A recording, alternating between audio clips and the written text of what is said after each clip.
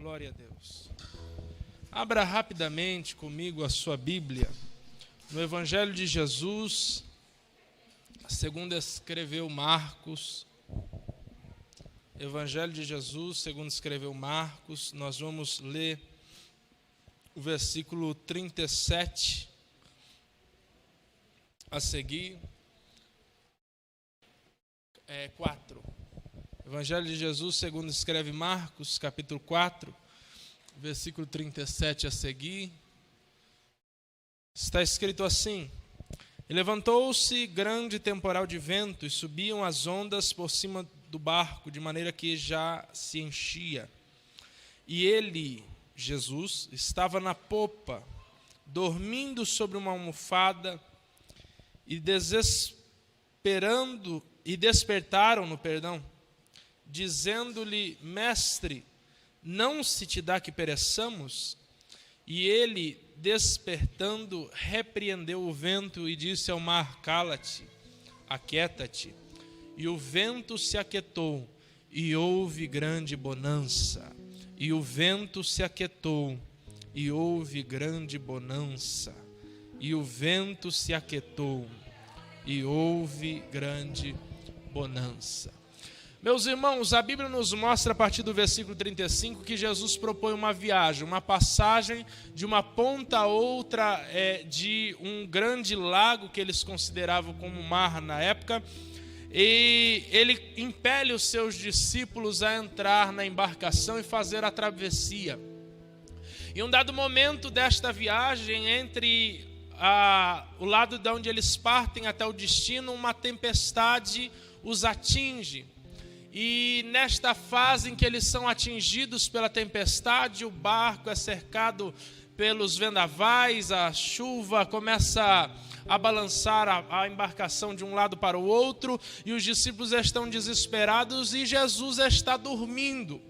Porque obviamente os desafios que nos perturbam, os desafios que nos tiram a paz, os desafios que às vezes nos machucam, não tiram a paz, não perturbam e não machucam o nosso Deus, porque o nosso Deus é maior do que os desafios que nós enfrentamos. O nosso Deus é maior do que os gigantes que nós estamos enfrentando. Nosso Deus é maior do que as batalhas que nós estamos lutando.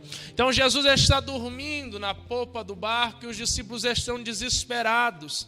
Nesta fase da jornada, nesta fase da viagem, em que eles são acometidos de uma grande tempestade. E eu achei interessante porque enquanto eu estava orando antes do início do culto ali no meu cantinho, Deus me fez recordar de um texto que o irmão Gessé leu na abertura do culto, que é Eclesiastes capítulo 3, e a Bíblia nos mostra que nessa viagem chamada vida, nós temos um tempo determinado para todas as coisas. Existe um tempo de iniciar e de se encerrar cada fase, cada ciclo que nós enfrentamos nessa jornada chamada vida. Ou seja, depois do tempo de chorar, não vem mais um tempo de chorar pela frente. Depois de um tempo de guerra, não vem mais um tempo de guerra pela frente. Porque a vida é baseada nestes ciclos, nestes tempos. Ou seja, se você nos últimos tempos tem enfrentado um tempo de chorar, pode descansar a tua alma, porque o teu sorriso está chegando. Se nos últimos tempos você tem enfrentado guerras, pode descansar a tua alma, porque está chegando um tempo de paz, está chegando um tempo de calmaria. Eu não sei quais são as turbulências na vida que você tem enfrentado, qual o tempo que você se encontra, mas independente de qual seja a fase dessa jornada que você está enfrentando, Jesus está no teu barco, e na hora de se levantar, não há mar, não há vento, não há tempestade que seja corajoso o suficiente para não atender a voz do mestre que diz: acalma-te, aquieta-te, emudece. E quando Jesus se levantar na sua vida, haverá grande bonança da parte de Deus. Então, em suma, o que eu lhe digo esta noite é: firme a sua esperança no Deus que está contigo, independente da fase que você está vivendo. Porque as fases mudam, as dificuldades vêm e vão, mas Deus permanece para sempre. Na bonança, na tempestade, na calmaria e no olho do furacão, Deus nunca vai abandonar a embarcação da sua vida.